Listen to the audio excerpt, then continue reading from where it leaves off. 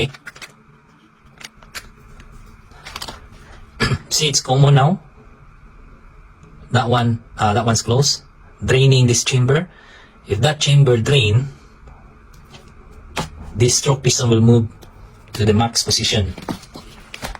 Remember that one? That side, that position is max, and this is min. Okay. When I install this negative link inside the regulator, the position of the spool is like that. So this is your sleeve. Okay. So if there is a PSV, servo pressure coming, so that's max. Because the pump, the Negacon control valve is in neutral position, there's a signal feedback from your Negacon valve and then supplying this area here. Supply to your control piston, which is the PI. Okay, remember this one? So as long as there's a pressure here, okay, this will shift to the left, and then what happened is this here, this last position will allowing the servo pressure on your max stroke area, and now it's common, but because the force, the area here is large, there's a force differential and move to minimum. So remember, the Negacon is inversely proportional, but again, the position of this spool and sleeve is like this when you install this link. Let's check. I will install this, okay? Let's see what happened. Remember the chamfer, which in the bottom, that is a positive flow control regulator. When this chamfer is on the top, when you look at it like that, because that is installed on the way the regulator installed on the pump, so when the chamfer is on the top, it's a negative flow control. So let's remove this and let's replace that. This is positive flow link because the hole is on the top. Let's put this, okay? Okay.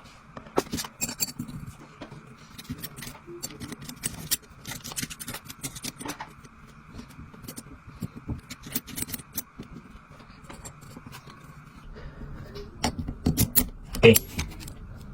So that's now. See your spool here, unlike the positive flow link, this spool is forward and this now is go backward. Okay, so watch this area here. Okay, so that LAN,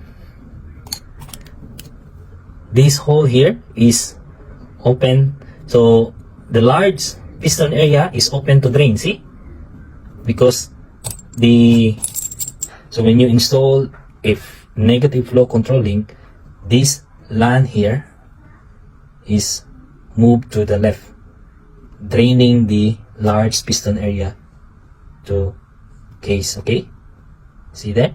So once the feedback lever is moved, to the max position, of course this is connected to your feedback lever, there's a feedback response, and it's closed. Okay, so when the pressure from your PI, okay, when there is a feedback pressure there from your negative control valve at neutral position, okay, what happened here is the pump will will shift to minimum displacement, because this spool now will move to the right. If that spool moved to the right, the large piston now is common to your small piston, and because there is a force difference because of the area, the pump displacement will become minimum. Okay, so remember, this LAN here is open to your small piston area or stroke piston area. This LAN here is open to your max stroke piston area. Okay, so this spool, guys, move like that only. Okay, so when there is no signal, move to the left, the displacement is stroking up. when the stroke piston move, because there's a feedback lever, and the feedback signal will mechanically will move the spool back to the position to close the both hole. Okay, so again, when the pressure decrease again, this will do like that, and then move to the angle will change, then close again. Same also on the minimum angle, when there is a pressure feedback pressure from your Negacon valve, so that move to the right, opening that LAN, and then close again. So that movement is from your feedback. Okay, so signal decrease like that, and then feedback. So this spool, guys, is actually moving like that, always moving. Okay, for balancing. So that's it, guys. I hope you understand the flow control.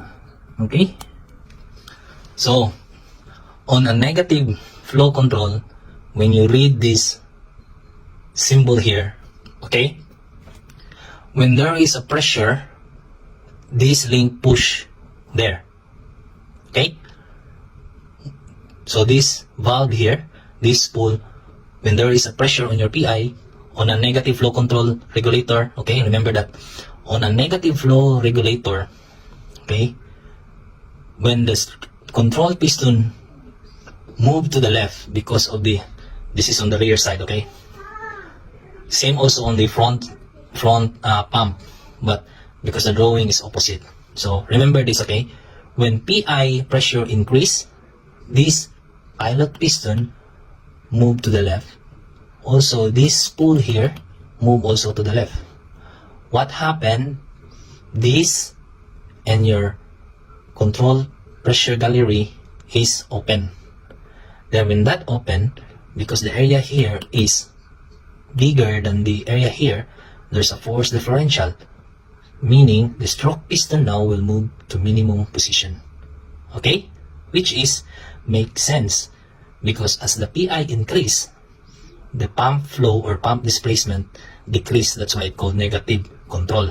Okay, when the PI pressure is removed or decrease, this piston here, because of the spring force, move to the right. Also, this spool here move to the right. Okay, then when that happen, this position 1, this here, will connect to tank, draining your control pressure from your max stroke piston area. When that happen, because the servo pressure is always supplied in this area, moving the stroke piston to the right, then the max angle now is the angle of the pump is in max stroke. Okay, so on the front side, because on the front side is a opposite, so that's the front side is like this. So same operation, but because the front side is like here, okay,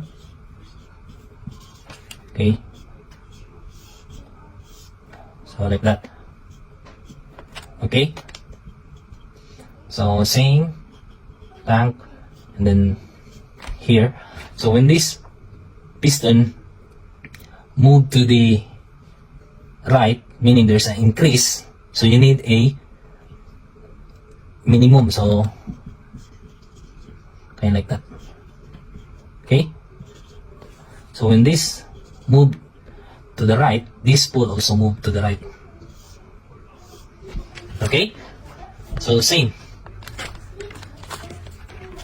If it is, okay, if it is a positive displacement control, remember the positive displacement control has a drawing like that, like a fulcrum. Okay, the movement is different. So imagine when you have a seesaw, okay, so when you have a force here, of course that will like that. Okay, so when you have a pressure there, this link will move like that, other way. So if it is other way, okay, meaning it's not Negacon anymore. It's a positive control. Okay? A positive control pump has a drawing like that, fulcrum. When there is a pressure, of course this one, the resultant force is like that, or like that. Okay, this is a seesaw. Okay, so meaning when the control piston push the link, this spool here will move to the right. So what happened? This is the positive flow control, okay. What happened is this area here is open to drain, and what happened is your control pressure is closed. But here you have a servo present constant pressure. The stroke piston now will move to the maximum because this one here is open to case because of the position of the spool movement, the result from your link. Okay, so positive displacement flow control is a different movement, okay, because of this. So when there is a pressure, this one will do like that. It's like a seesaw, guys, okay, kind of like that, like this. Okay, so that's the result of, is like that. When there is a force, of course this one here will go like that. Okay, so same here. And there is a force, and then that one like that, like that. So pushing this to the right. So it makes sense because positive flow control displacement pump is proportional. It's not negative, it's a positive. Okay, so when there is a pressure, when the pilot pressure increase, the pump displacement also increase. Only if you have a positive flow control displacement on your regulator. It's a positive flow control type. Okay, so that's it. It's very simple, guys. The control of the K3V regulator. Okay, I hope you understand, guys. If you have a question, just comment on the comment section.